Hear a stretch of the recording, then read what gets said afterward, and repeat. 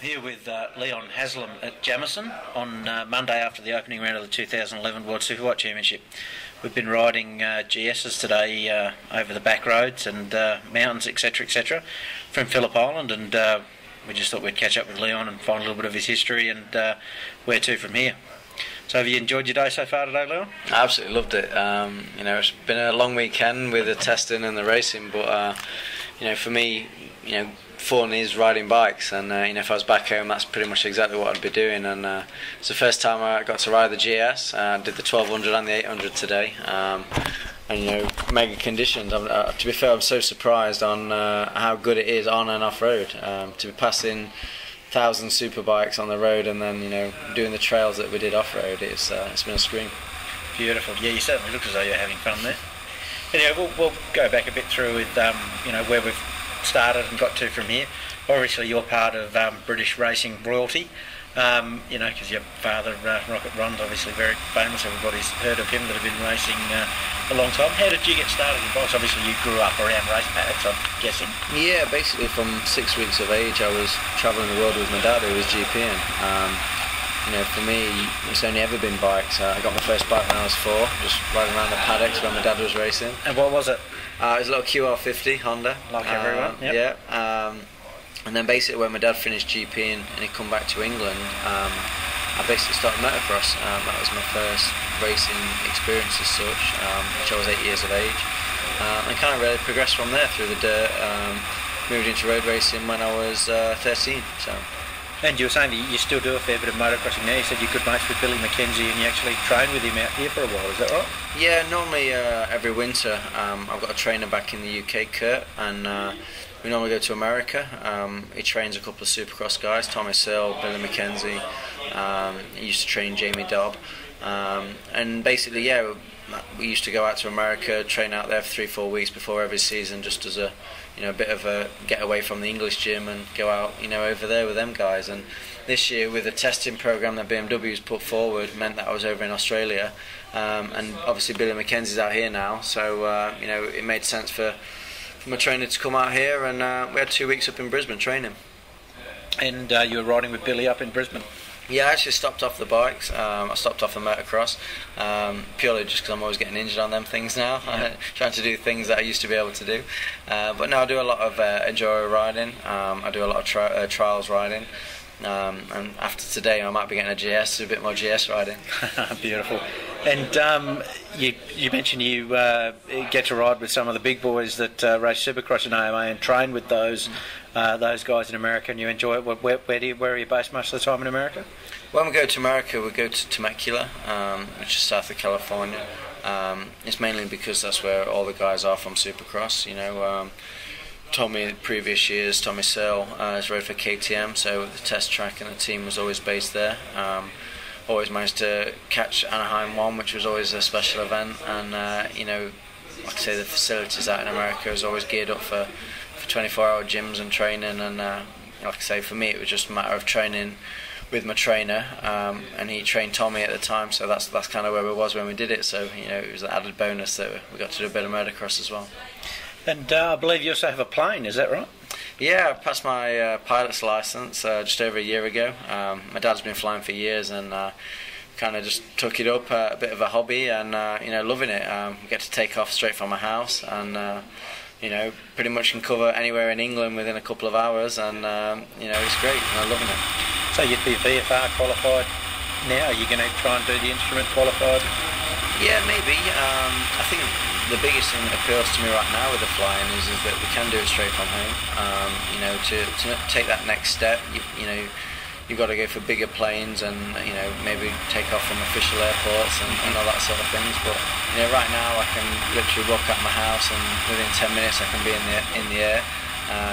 Go up and see Jamie Whitten from Eurosport, go cycling for the day and fly back, and it's just that side is what's appealing to me right now. So we'll wait and see what happens in the future. No, it sounds fantastic. So describe your pad. Where is the pad that you can actually fly from? It has to be pretty special. It's actually the family farm. We built my own property on there probably about 8 years ago now. It's where I grew up. It's my dad's actual farm. We've got a motocross track on there. We've got deer, we've got horses. It's pretty much an active farm. My dad runs his race school from there as well, so we've got 90 odd superbikes sitting all there. So yeah, it is for me. It's everything I ever need. It's I'm very rarely there with my commitments in World Superbike, but when it is, it's it's just barrels of fun. Jeez, mate, it sounds fantastic. You're obviously very privileged, but obviously you've worked to get there, and you got married last year as well. Olivia? Yeah, Olivia, my wife now. Got married December just gone, end of last year. Yeah, like I say, massive hectic winter this year really. We didn't finish testing with the BMW till the first week in December. Got married from the week of the 12th to the 20th. Managed to have 3 days at home for Christmas, and then went on my honeymoon, and then pretty much come straight to Australia. So I think I've spent 10 nights in my own bed in England since October, so it's definitely been a busy, hectic winter, but managed to cram it all in. And you got married in Sweden, I believe? Yeah, we went over to Sweden. Long story really. It was at the time I'd signed a deal with a Swedish team. They was helping me organise it all.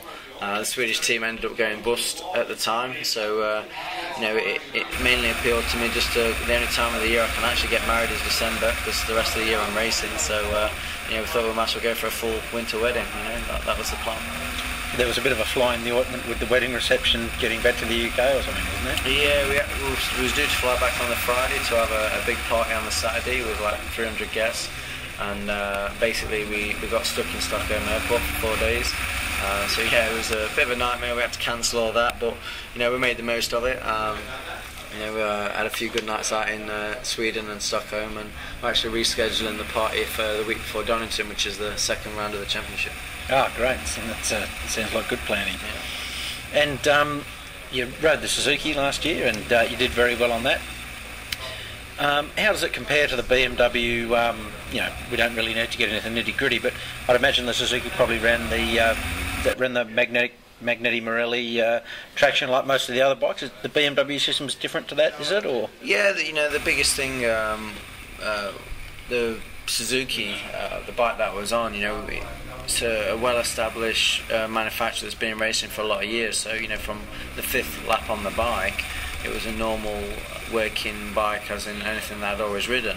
So within 5 laps I felt a good setting, and we felt good, and we was never outside the top 2, hence why we had a good season. But that was also its downfall in the fact that Suzuki as a company stopped development before the season even started. Even though it was good enough to win at the beginning, with the likes of Victorian, Yamaha and BMW progressing and developing, we was finding ourselves on the back foot towards the end of the season, and it got quite difficult towards the end with the Suzuki. And that was one of the main reasons why I come to BMW, because the technology and the standard bike that BMW has is phenomenal. So the base is there. They've got the funding, they've got the drive to want to win. But the biggest issue right now is that they've only actually been racing in bikes 2 years. So we've got to transform a fantastic road bike into a racing bike. And even though they've got all the technology to do that, it doesn't happen overnight, especially when you're competing against guys that's been racing 50, 60 years, manufacturers and teams. So to finish third at the very first opening race was phenomenal. Troy over the last 2 seasons has already shown promise what the bike can do. We just need to keep making the steps forward as we are, and I'm pretty confident with the potential of the bike. We can definitely be winning soon. And I think the problem they've had over the last seasons is trying to get grip from the rear. There's obviously been a lot of progress made there. Is that still the area that you need to work on? Yeah, you can look at setting a bike up. More grip you have, faster you go. It's just normal. So if you don't get a result, it's because you didn't have enough grip. It's like you can always blame it on grip. But there's a few other fundamentals that we need to get right first. Just a general, the way the bike works is very high tech. So a lot of Formula One electronics, and for me it just needs to be more simplified, just to be a bit more consistent. Like I say, the standard bike's proven, so to have that as a base in World Superbike, that it's not going to be far away. So let's start there and progress from there, rather than trying to overcomplicate things. And you know, the Suzuki was one of the most simplest bikes that I had. It wasn't the fastest, it wasn't the best in any area, but you know, we still won races and was in the top 2 or 3 every weekend. So you know, for me that was a good way to take a very raw, good package which BMW's got and end in that direction. And you did some wind tunnel work last year as well, I believe. Is that the first time you've done that, or? Yeah, it's the first time I've done it. We did it last year with BMW, just testing various positions on the bike, various screens and different modified fairings as well. You know, and did you hone your own position on the bike as well? Did you learn anything from that? Yeah, for sure. You know, you always wonder, you know, what's quicker and what's not, and you know, as a rider, you just want to get tucked in as much as you can. But you know, we found certain things that you do on the bike, like moving your body more towards the back, and you know, tucking your elbows inside your knees and stuff like that, made a big difference as far as speed was concerned at an end of a straight. And you know, again, that just shows you the drive that BMW has got to spend that amount of time and money to, you know, to look at them finer things. Okay, and where are we next? We've got a private test which me and Troy is going to be doing, just with a test team and a test bike. Hopefully we can iron out a few of these issues that we've got right now, because the next round of the championship is actually my home race at Donington Park. It's not till the end of March, so we've got a few weeks. So yeah, for me that's the next stage. You know, even though a 3rd and a 5th at the first round, you know, was the best ever result BMW has ever had in racing over one weekend.